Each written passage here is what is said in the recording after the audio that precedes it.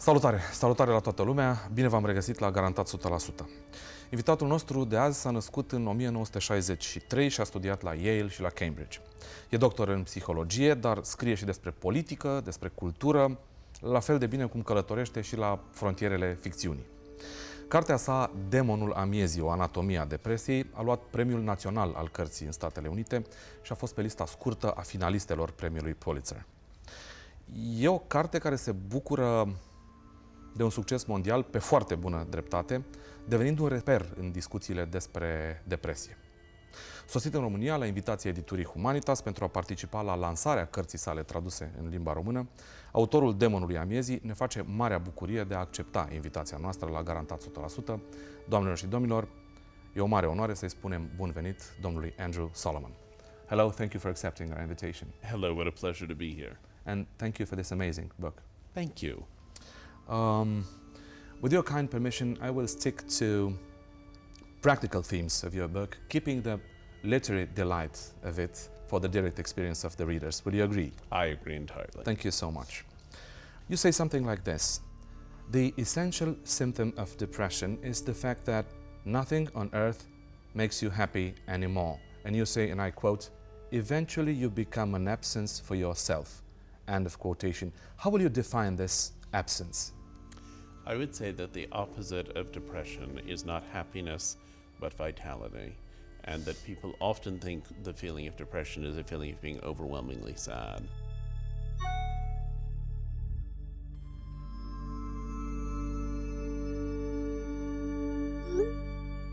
When what it actually is a feeling of lacking the energy for life, lacking the will to do things, lacking the interest in the people around you. It's a feeling of nullity, a feeling of void, a feeling of being closed down. It's a feeling of becoming isolated and separated from the rest of humanity. That's the essence of depression. Many people hearing you would say, I've been there. Yes. And you also say something about the chemical nature of depression. People get comfort when they hear from their doctor that there's a slight chemical malfunction in their brain. Will you please define that type of comfort? Well, I think that there has been a tendency historically to think depression represented a weakness of character, that it represented a failing, that it represented all of those things. As we've come to a somewhat greater understanding of brain biology, we've recognized that it's an organic problem. Now, that's not a completely new idea. Hippocrates in 2500 BC said he thought depression was an illness of the brain that should be treated with oral remedies. But I think now in this day and age, when people hear that, they don't have the sense of failure attached to being depressed. They may have a sense of despair attached to it, but they don't feel like it's their own personal failing. And I think that's very helpful to people. And I think it's a profound insight. But of course, all of the things about one's personality are also reflected in the chemistry of the brain. And much of what happens chemically in the brain is determinative of personality. So the distinction is kind of a false one.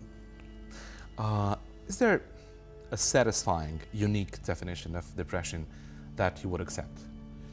I think that there are many descriptions of depression, and part of the reason there are so many descriptions of depression is that it's not a consistent condition. Every individual has his own form of depression. There is nothing that's permanent. But I would say that among its central defining characteristics are the lack of pleasure in any of the things that you feel ought to give you pleasure, a sense that being alive is painful, so painful that for many people they wish they weren't alive, which is why depressed people commit suicide. There is a lack of energy and engagement. There is a failure of basic appetites. Your sleep is dysregulated, your eating is dysregulated, everything about you is dysregulated. And I think depression is above all a disease of loneliness, and I think the sense of isolation and loneliness and separation from the rest of humanity is enormous and defining, and in some ways the central facet of depression. How close is the idea of suicide to depression? Many people who are depressed go on to make a suicide attempt. A good number go on to commit suicide. There are also many people who have depression who are not suicidal, so they're not the same thing. Suicide is not just the worst version of depression, it's its own syndrome. In order to be suicidal, you have to have some degree of impulsivity, You have to really genuinely believe that your condition is not going to improve or get better. You have to have, in some instances, a kind of courage to undertake the suicide. In some instances, a separation from an awareness of the tragic effects it will have on other people. It is the kind of pinnacle of depression, but not automatically so. You say depression cannot be separated from the person who's affected by it. Depression always interacts with the personality. Yes. How's this mechanism working? I think that it's very striking that people who are depressed and try to deny their depression are in many ways the ones who are most enslaved by it. If you have a depression and you don't integrate it into the rest of your experience of the world, it's always there hiding and waiting to jump out at you. And the more you run away from it, the more dangerous it becomes. If you can look at depression and say, I would never have chosen this, it's a terrible thing that it's happened to me, but it's part of who I am, and I'm going to make sense of my personality in a coherent way that includes it. It's not that that means you'll never get depressed again, but you'll be less threatened by it and better able to respond to it. And I think there are some people who have a depressive personality, and so it takes only a very slight trigger for them to go over into depression, and it's very hard to pull them back. And there are other people who are naturally buoyant, but who have experiences that are so traumatic that they push them over the edge. Depression is always the interaction between a biological vulnerability and triggering circumstances, and how they play back and forth has an enormous amount to do with your underlying character. Use a quotation from David McDowell from the Columbia University, and the quotation is very spectacular. Quote, "This thing with serotonin is part of the modern neuromythology." End of quotation. What's the modern neuromythology? I'll just start by saying that I'm touched that you've mentioned that particular quotation, because David McDowell, whom I admired very much, died of pancreatic cancer this week, and so he's been very much in my thoughts. Sorry, I didn't know that. No, not at all. I really didn't know that. I think there was a tendency for people to say that because drugs that increase the level of serotonin in the brain are effective in the treatment of depression, that depression must be caused by a lack of serotonin. And as someone said, that's like saying that you have a headache because you have a lack of aspirin in your brain. The fact that something makes something feel better doesn't mean that it addresses the original underlying problem. It's become increasingly clear that people with depression don't have low levels of serotonin. They have some biological disruption, but we don't fully understand what it is. So I think there was a kind of danger in the inaccurate notion that we had a full understanding of the chemical imbalance and that we were just addressing a chemical imbalance. And I think that's what he was talking about. On the other hand, that position, while it's scientifically problematical, was socially very useful, because there were lots of people to whom you could say, the reason you feel this way is that you have a chemical imbalance. We're giving you this medication. It will address the chemical imbalance. It removed any sense of personal responsibility. It removed the sense that your depression represented a failure of your will. If we talk about neuromythology, we live in a world of percentages, various results of researches and studies, a real delirium of being happy at all costs. It's a competition of being happy with the cost of being completely unhappy. And you tell this very explicitly in your book. I would kindly ask you to talk more about the core of your book, about pain, about discomfort, small unhappy moments of a normal life. Because lots of people would say that a normal life is a life without pain, without discomfort. I certainly wouldn't say that a normal life is a life without pain or discomfort. I think human beings have a mood spectrum.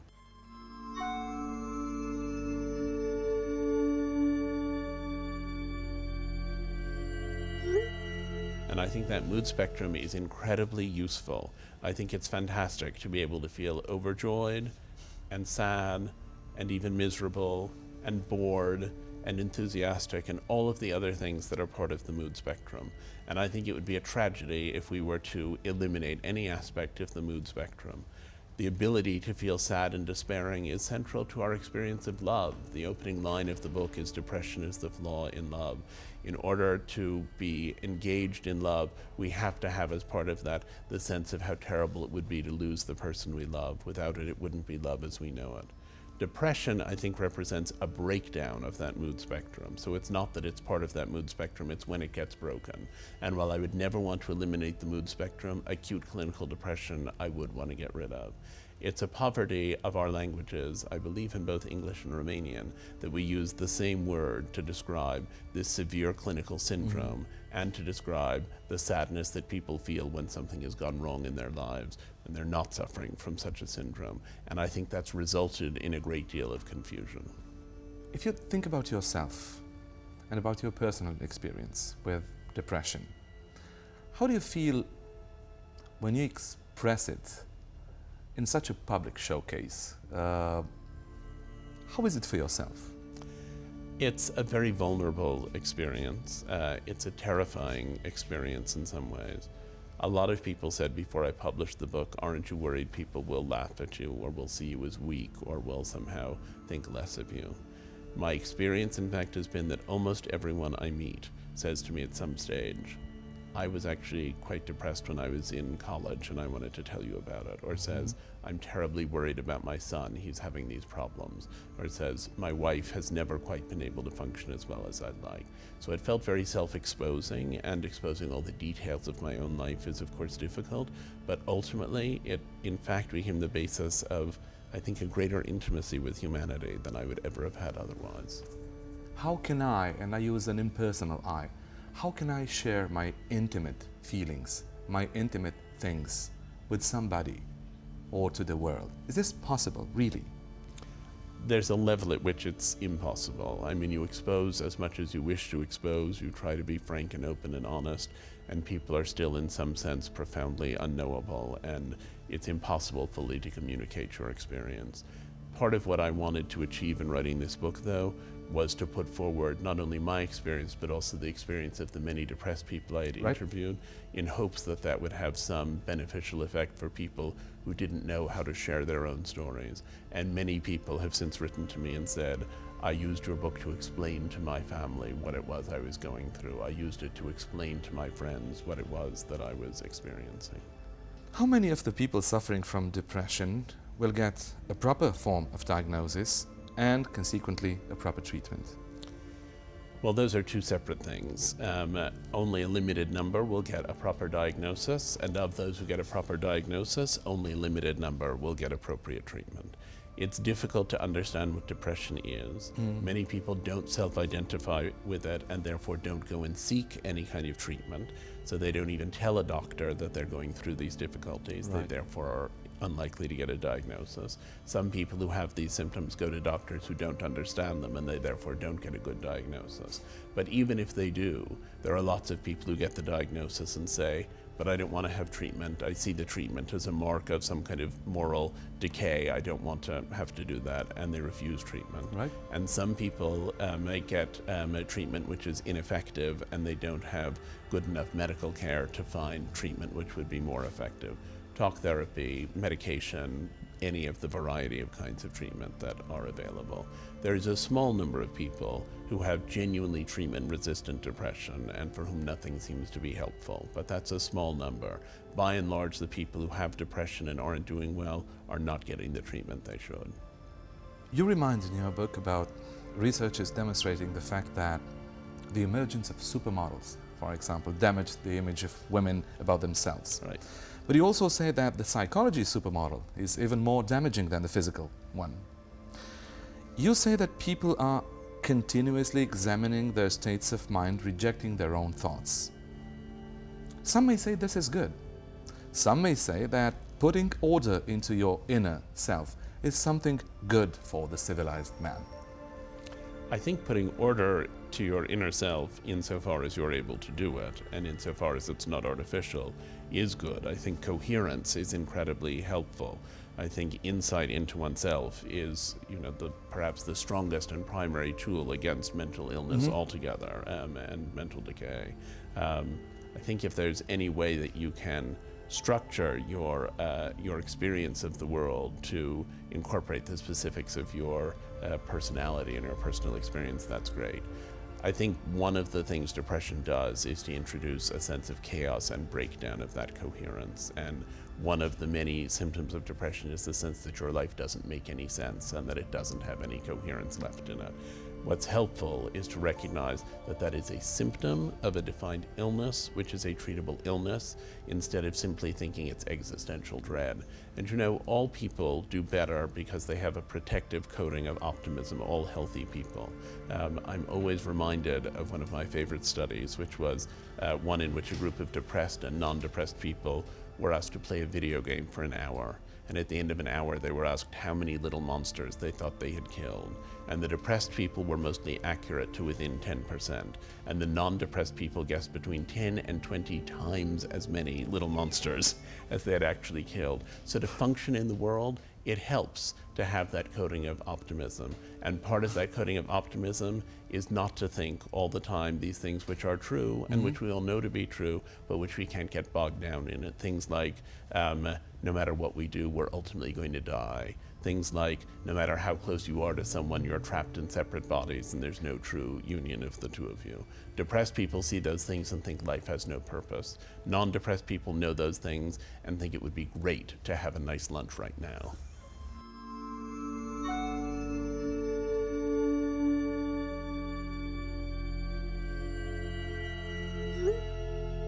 How will you define this public obsession for the psychology supermodel, the psychological supermodel?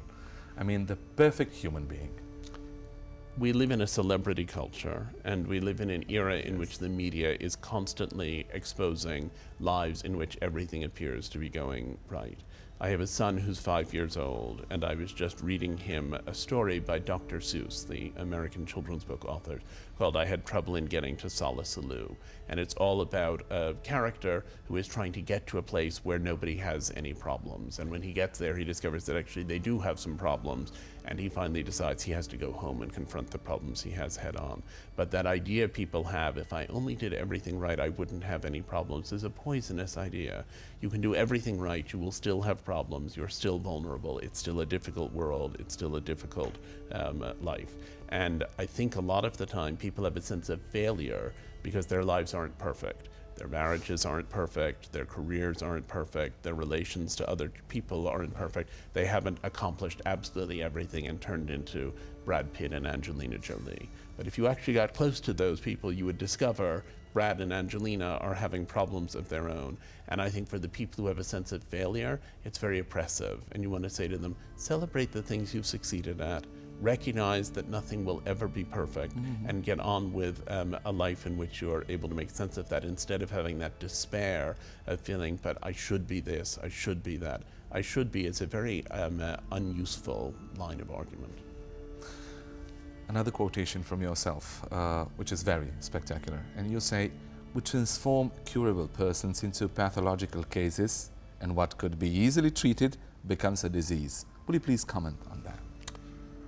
Part of that idea, the psychological supermodel idea we were talking about before, is that we have tended to come up with a more and more narrow idea of what constitutes normality. And in having that narrow notion of what constitutes normality, we see the ways in which people differ from that ideal always as illness. You know, we say, what's wrong with this person that he doesn't feel happy most of the time? What's wrong with that person that they find life too overwhelming and they can't deal with every single challenge thrown their way? And we pathologize things which are actually part of the normal spectrum. Different people function at different levels in different arenas of their lives. You know, we say that someone who's having issues in his personal relationships has failed in those relationships. Well, failure is a very heavily stigmatizing word. So I think it's better to say, depression exists, it's a treatable condition, there's a lot of it out there, but we shouldn't automatically assume, the depressed people shouldn't automatically assume that they have failed in their lives. That's just a dangerous argument. I would kindly ask you to talk about depression and the idea of edge. Many of us would express the word edge when experiencing depression. How will you define the edge? So there's a great deal that is within the normal mood spectrum, and it's often hard to distinguish depression from normal difficult mood. So I've used the example of rust. You Right. have a structure and it begins to rust. It has sort of orange flaking powder on it. There it is. It's just a structure that's got a little bit of rust on it. You have the same structure when it has rusted completely and collapsed onto the ground. That's also rust. Is rust this thing that makes buildings fall down, or is rust this thing that makes some unattractive marks on the surface of those buildings? And in the same way, there's a continuity between the feelings that everyone has from time to time of life being worthless and difficult and overwhelming, and the syndrome in which you feel those things so constantly and so intensely that you're prevented from functioning. And I often think that the quality of your functioning is a good indicator. If you feel sad and frustrated in your life, but you're busy making it better, what you're experiencing is on this side of the edge. If you feel sad and frustrated in your life, and so it seems like there's no purpose doing anything, and you're allowing your life to decay farther and farther, you're on that side of the edge. And I think function is often a measure of it. But some people have higher functioning depression, and some people have lower functioning depression. And even the people with higher functioning depression, there is a struggle. There is a point at which the sense of negativity overwhelms Right. everything positive. Maybe it would be very useful to talk also about depression as the imminence, the idea of imminence, the obsession of imminence, the fear of imminence. Everything bad is about to happen. And bad is not your word. You use horrible. Yes. In depression, you see very clearly all of the things that are going to go wrong or that could go wrong, and you expect them all to go wrong, and you feel that the fact that they're going to go wrong makes your whole life, in some sense, worthless and unvaluable. A lot of it has to do with projecting forward. There's also the sense in depression that you will never feel better. That is a symptom of the condition, is the belief that you will never improve. Part of the healthy response to depression, the point at which you're beginning to recover, is when you think, I feel terrible right now, but I will feel better in the not very distant future. At the moment, I feel like life has no purpose, but I know if I just live through these next few months, I'll get back to understanding what the purpose of my life is. So that sense of imminence is central in that way.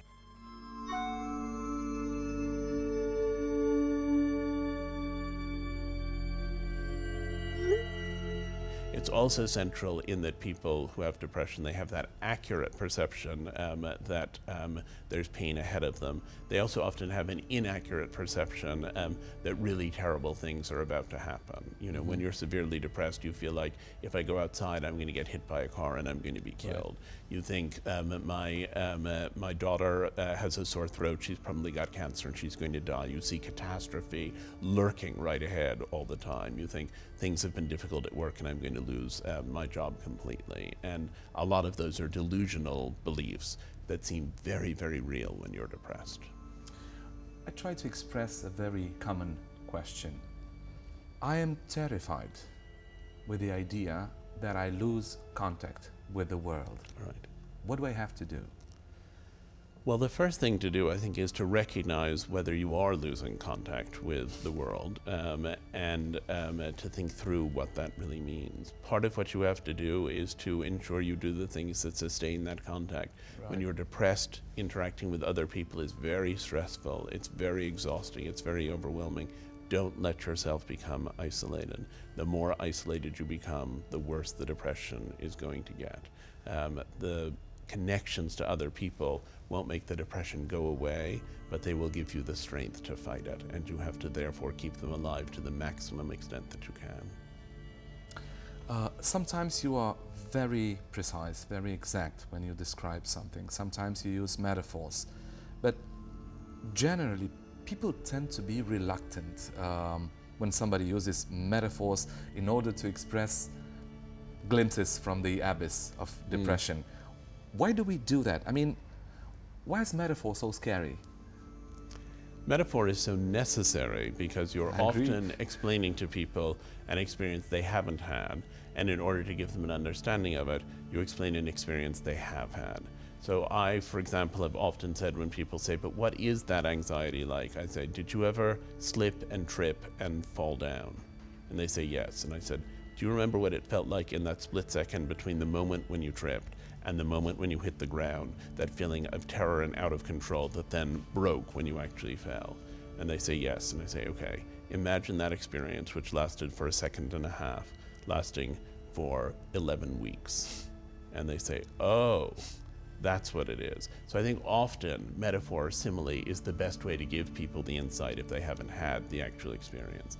On the other hand, people always think if you describe something through metaphor, that you're describing it in a way that is in some sense artificial. You know, you aren't describing the actual experience, you're describing something other than the actual experience. Right. And people are frightened by that, and they're frightened by the metaphors that get used. And they often think, okay, you've used this metaphor, but it's not as bad as that, it's not as extreme as that.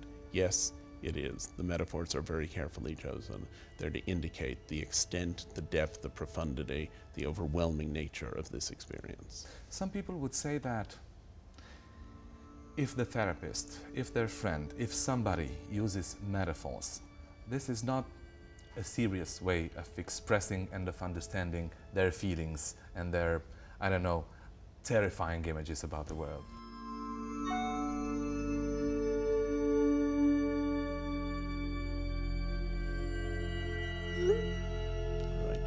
I think that often it's the only way to express those feelings.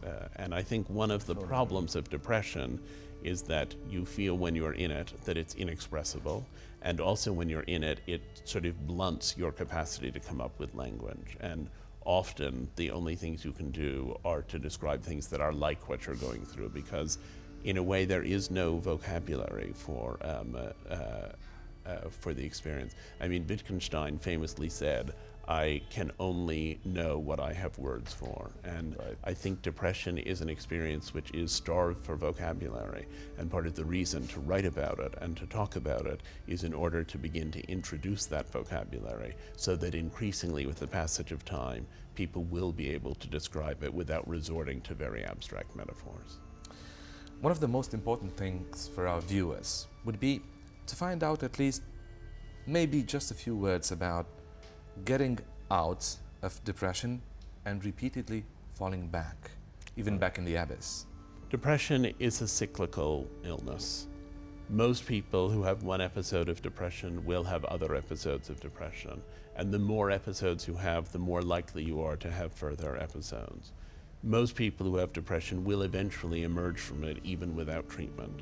The purpose of treatment is to accelerate how quickly you come out of it and to prevent the relapses. It's not that you would otherwise never get back to feeling better about things, but you might feel so bad before you got there that you have a destroyed life.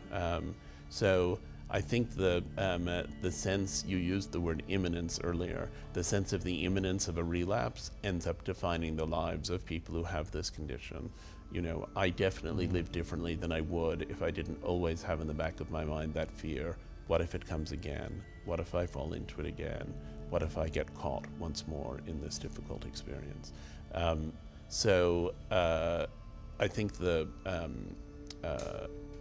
I think that sense of the cyclical nature of it can be very dangerous. It can also be very comforting, because you can think, I feel this way now. It feels like an infinite feeling. I know it's cyclical, and I know that I will come out of it. But as I say, the goal of treatment is to break that cycle. By far, this is not at all your first interview, and it is very sure it's not the last. When you talk about depression in so many situations, do you ever feel any sort of drainage of your concepts? I mean, I feel personally drained by it. You know, people said, oh, it must have been so cathartic to write your book. And I say to them, no, it was actually very difficult and painful to write the book. And, you know, at some level, it's difficult and painful to talk about it. On the other hand, the process of talking about it and the process of writing about it allowed me to take what I experienced as a barren, useless stretch of my life and transform it into something which had some kind of value. Value to me, and I hope value to other people. Talking about depression is difficult.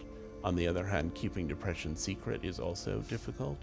And I think I had a sense that I was not going to be closeted about this experience. I was going to talk about it openly with the people I knew, I then chose to talk about it openly with a broad international public, which I don't necessarily think anyone else needs to do unless they feel the inclination themselves.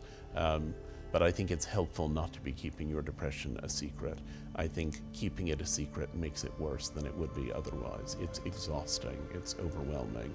It's exhausting to talk about it, but it's also, in a way, exhausting not to talk about it.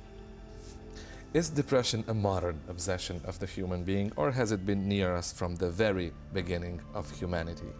It has been near us from the very beginning of humanity. Hippocrates, writing 2,500 years ago, described depression. I can't do the whole thing, but he described sadness, aversion to food, a sense of futility, all of these other characteristics. And you read his description from that long ago and you think it sounds exactly like the descriptions that go into medical textbooks today. It's exactly the same thing. It's extraordinary to see how long it's been around. And what's curious is that it was not stigmatized in the ancient world.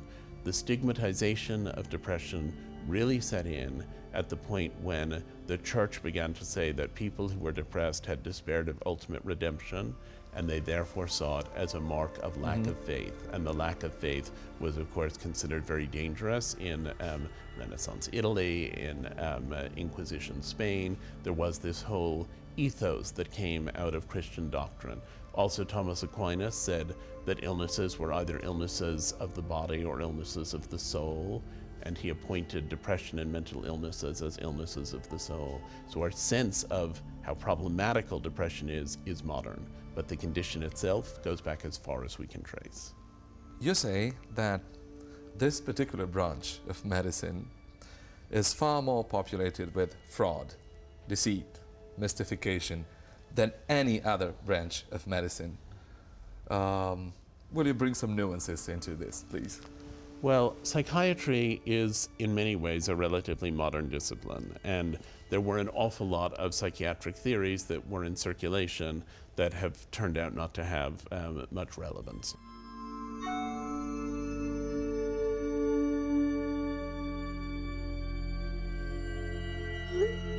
There was a lot of charlatanism. There were a lot of sort of people conducting seances. There have been more modern tragedies like the lobotomy, which was that surgical procedure performed for so long to help people with mental illnesses, which actually really nullified them in various ways. So I think that there just has been a lot of bad practice. But I also think that the only thing that we find as mysterious as outer space is the human brain. We understand so much more than we did 100 years ago, and we understand so much less than we do about any other part of the human body or almost any other part of natural experience. And so I think that it's an area in which it's easy for people to come up with cockamamie theories and get them into broad circulation, and there's only chaos and pain that ensues from that. I think we're at the early stages of developing real insight into the mechanisms of these problems. Finding a good therapist is a huge problem. Any person on the face of this earth will tell you this. Yes. Is there a secret in the process of identifying a good therapist? I don't know, provided he exists in your area. Well, the first thing is that I think you need to go and see several therapists in order to figure out which one is right for you. So if you possibly can do that, then do. In the same way that it's actually a good idea to go out on dates with several people before you get married. You need to see what the standards of comparison are. And then I think it's a question of finding someone who you feel understands you, because what matters more than his professional qualifications and his connections and his prestigious career is whether he gets you. And the same doctors will not understand all of the same people, so you have to find a good match. There's a study which I have often quoted in which a group of people were taken and assigned to so-called therapists, and they were asked after their third session with those therapists whether they thought the therapist had helped them. Some of the people they were assigned to were actually incredibly famous psychoanalysts or psychiatrists, and some of them were actually high school math teachers who were just volunteering for the study. The people were then asked 2 years later whether they had gotten better. The ones who felt after the third session that they were with someone who could help them got better even if they were seeing a math teacher. And the one who felt after the third session that this person could not help them were not better even if they were seeing one of the greatest psychiatrists in the land. So there's what's called a therapeutic alliance, in which you and the person you're talking to have the same understanding of the problem and are able to arrive at a good discourse about how to solve it. And that is actually the most important thing to establish from an early stage. And if you're with someone and you feel they aren't helping you and you feel you're not getting better, find someone else. Don't just think, well, I'll just sit here and wait for it to improve. I would be very interested to find out your very personal opinion about a therapist. What will he or she have to do in order to gain your trust? In order to gain my trust in particular, I think show insight into who I am and into what I'm experiencing. I think to show empathy. I think that there are therapists who are very cold, and I don't think that that's a good characteristic in a therapist, at least not a good characteristic for me for a therapist. And I think someone who is able to explain how to take this experience and connect it to the rest of life, to say, how has being depressed affected the way you think about your family? How has it affected the decisions you've made in your job? How, if you're a person with any religious inclinations, has it changed your relationship to God or to the idea of faith? How are all of these things shifted or transformed by the condition that you have, rather than taking it and isolating it and saying, you have this illness and we're only going to talk about the illness? Sir, is depression a personal, fundamental experience? Can it be a collective, fundamental experience?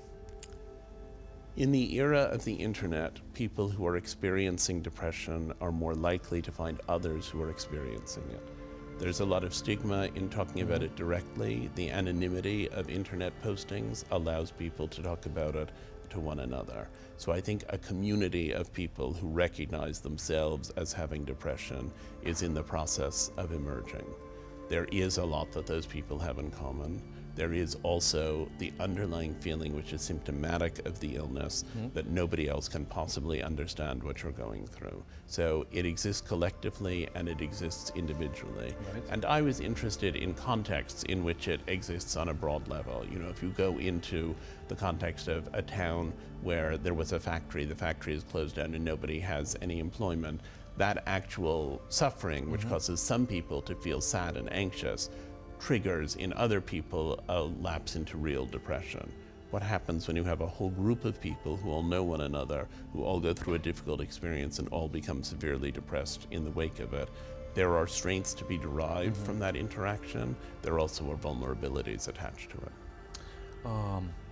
I was thinking of yourself. I was thinking of your experience of writing about such different things. I was thinking also to one of your stories, real stories from the book, with a friend of yours from Cambodia, with a profoundly disruptive experience, a terrifying experience. If you think of the nations from Eastern Europe coming out of communism after 20, 25 years, will you ever think of symptoms of depression at a collective level? I think that the emergence from communism was a very complicated business, and my first book was about a group of Soviet artists and how their lives changed during Glasnost. So I had some feeling of this, not the same as someone who was living in one of these societies all the way through, but I spent a lot of time looking at it. I think that the thing that is most difficult is the sense of having your system of values changed, of being told all the things that you thought were right and good actually were a complete fraud, and all these other things that you told were wrong and bad actually are the things that you should focus on. And I think it's very difficult for people to go through that enormous shift in values, that enormous shift in morality, that enormous shift in the sense of purposefulness. That's a very deep shift, and I think that anything that's that disruptive will lead some people into depression. I mean, depression is the result of a biological vulnerability and triggering stresses. the stresses of going through the shifts that have taken place here in Romania, but in many countries through this time of transformation, the stress is enormous, even for the people for whom the shift has essentially been a very positive shift. Just the amount of change, that amount of change is stressful. Huge changes, even positive ones, are very stressful, and this has been a stressful time. On the other hand, will you accept that a possible perspective upon the Western world could be a world which has become very tired of being happy? It has become tired of being happy. Very happy. I think people have become tired of the expectation that they should be very happy. I agree. I think people have become tired of the notion that happiness is the purpose of life, because I think there are many profound experiences from which one is cut off if one is busy trying to be happy all the time.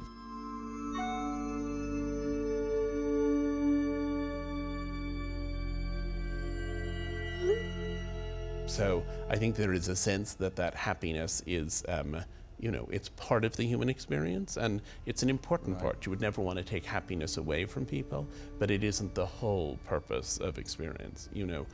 There's a difference between pleasure and joy, and everybody wants to find a certain amount of pleasure in life, but if you have nothing but pleasure, you have quite a boring, flat life in many ways.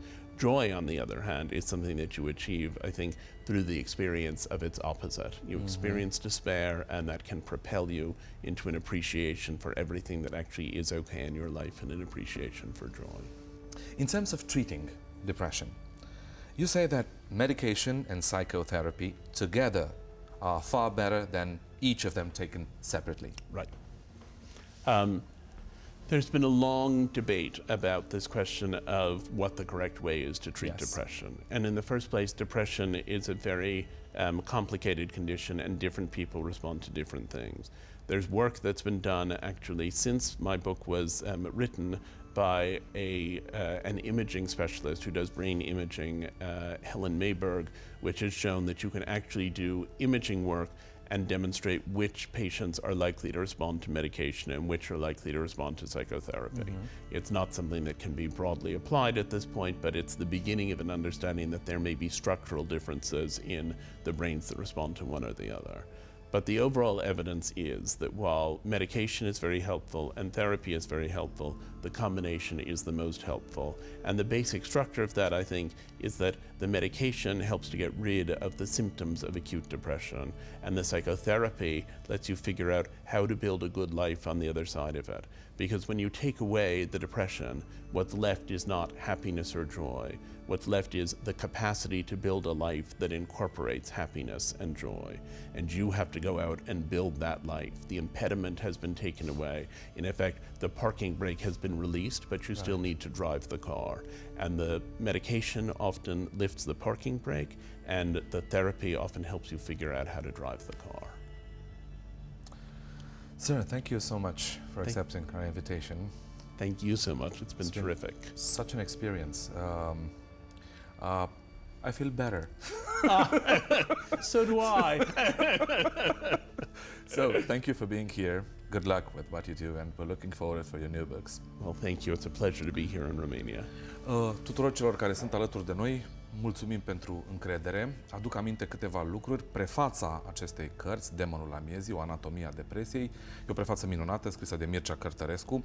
Mai e încă ceva ce ar trebui spus. E o carte care se bucură de o traducere excelentă și lucrul ăsta contează. Traducerea e semnată de Dana Ligia Ilin. Le mulțumim gazdelor noastre de la librăria Humanitas Cismigiu pentru că ne-au primit aici. Ne vedem data viitoare. Să fiți sănătoși. La revedere! Televiziunea Română, întâlnirile JTI și Fundația Art Production vă recomandă Garantat 100%.